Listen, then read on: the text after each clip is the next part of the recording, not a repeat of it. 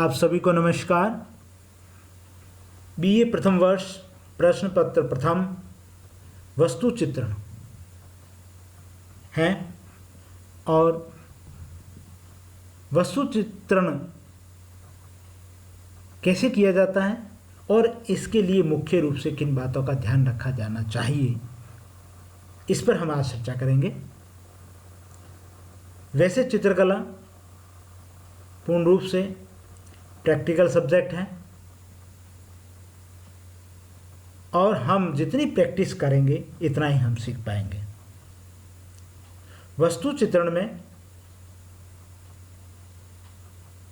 हम कुछ ऑब्जेक्ट, कम से कम 2 या 2 से अधिक ऑब्जेक्ट सामने रखे जाते हैं और उन ऑब्जेक्ट को ड्रॉ करना है, चित्रित करना है, रेखांकित करना है। इसके लिए सबसे पहले हमें ज़रूरत पड़ती है धरातल की, यानी शीट की। उसको हम स्पेस कहते हैं, धरातल कहते हैं। शीट की आवश्यकता पड़ती है और इसमें जो आपको ड्राइंग शीट जो लेनी है वो हाफ इंपीरियल की लेनी है, यानी जो फुल साइज़ की शीट है उसका, फुल साइज़ की जो ड्राइंग शीट है उसकी आधी शीट आपको लेनी है।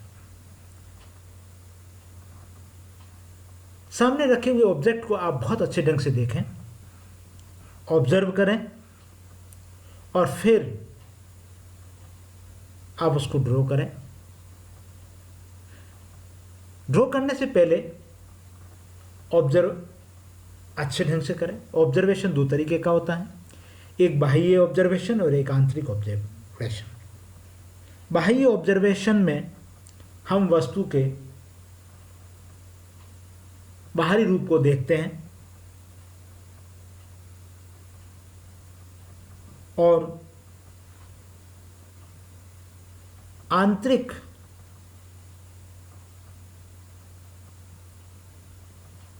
के अंदर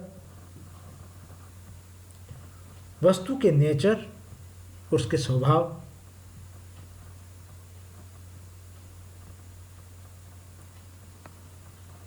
को बहुत अच्छे ढंग से अनुभव लेते हैं। जैसा एक एग्जांपल मैं देता हूं, एक रुई का ढेर है, आपके सामने रखा हुआ है।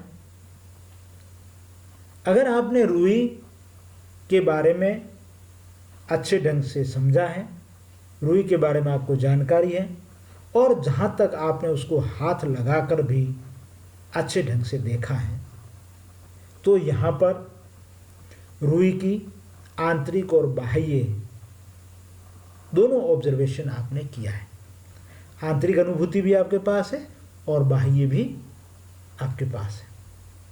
अगर आप आंतरिक अनुभूति से वंचित रहते हैं, केवल बाह्य ही आप उसका अनुभव करते हैं या उसको देखते हैं, ऑब्जर्व करते हैं, तो आप जब रुई का चित्रण करेंगे तो वो एक पत्थर की ढेर जैसी बनेगी, पत्थर जैसी बनेगी। लेकिन जब आप उस रुई को स्पर्श करेंगे, उसको आंतरिक उसके स्वभाव को जानेंगे, तो फिर आप जो रुई बनाएंगे वो वास्तविक रुई बनाएंगे और वो रुई वास्तविक लगेगी, क्योंकि आपका आंतरिक और बाह्य दोनों ऑब्जर्वेशन उसमें है, दोनों अनुभूतियाँ उसमें हैं, इसलिए रुई रुई ही बनेगी। इसी तरह से जब भी हम सामने रखे हुए ऑब्जेक्ट को बहुत अच्छे ढंग से देखें, उस पर पड़ने वाले प्रकाश, उसका रंग, इन सब की बहुत अच्छी तरह से अनुभूति करें और अनुभूति करने के बाद हमारे पास जो हाफ इंपीरियल शीट है उसमें एक अनुपात के साथ रेखांकन करना प्रारंभ करते हैं। उससे पहले हमें सामने पड़े हुए ऑब्जेक्ट को हम उसकी लंबाई और चौड़ाई को नापते हुए एक बॉक्स बनाते हैं और उस बॉक्स को मुख्य आधार मानते हुए रेखांकन का कार्य प्रारंभ करते हैं। जब आप अच्छे ढंग से रेखांकन कर लेते हैं, पेंसिल वर्क कर लेते हैं, उसके बाद पेंसिल के माध्यम से छाया और प्रकाश का प्रभाव लाया जा सकता है।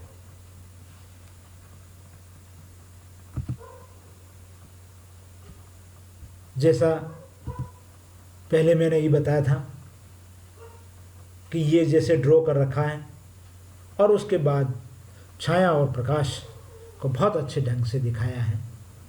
ये जैसे यहाँ पर भी छाया प्रकाश है, ये भी दिखाया गया है। ये सभी छाया और प्रकाश का प्रभाव है। तो जो भी ऑब्जेक्ट हम लेते हैं उस ऑब्जेक्ट की स्टडी अनिवार्य है और फिर उसको ड्रॉ करें और ड्रॉ बिल्कुल परफेक्ट बैलेंस में हो, सीट के सेंटर में हो। ऐसा नहीं हो कि कई बार हम देखते हैं कि एक साइड में ड्रॉ कर लेते हैं, बाकी सीट खाली पड़ी रहती है। कई बार ऊपर स्पेस ज़्यादा छोड़ देते हैं, नीचे नहीं। लेकिन आपको बिल्कुल बैलेंस सीट के धरातल को ध्यान में रखते हुए ड्रॉ करना होता है। तो आप इस तरीके की प्रैक्टिस जब आप करेंगे तो ये सभी चीज़ें आपके सामने अवश्य ही आएंगी। तो आप सबसे पहला काम आपका ये है कि पहले ड्राइंग करें और ड्राइंग आप बहुत अच्छे ढंग से कर लेते हैं। जैसा आपको सामने दिखाई देता है वैसा ही अगर बन गया है तो फिर उसके बाद आप उसमें छाया और प्रकाश का प्रभाव डाल सकते हैं। इस तरीके से आप छाया और प्रकाश पेंसिल के माध्यम से दर्शाते हैं और इस तरीके का अभ्यास आप नियमित करें।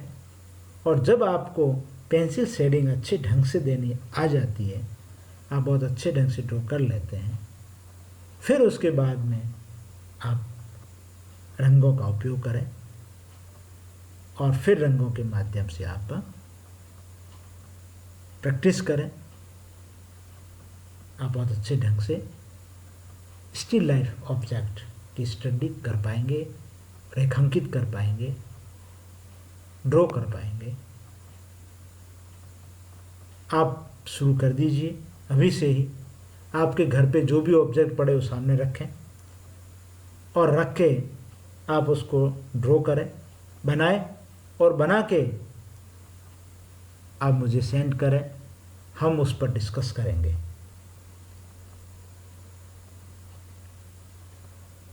जैसा कि पिछली बार भी इस तरीके का स्टूडेंट ने बना के भेजा, उस पर भी चर्चा की गई।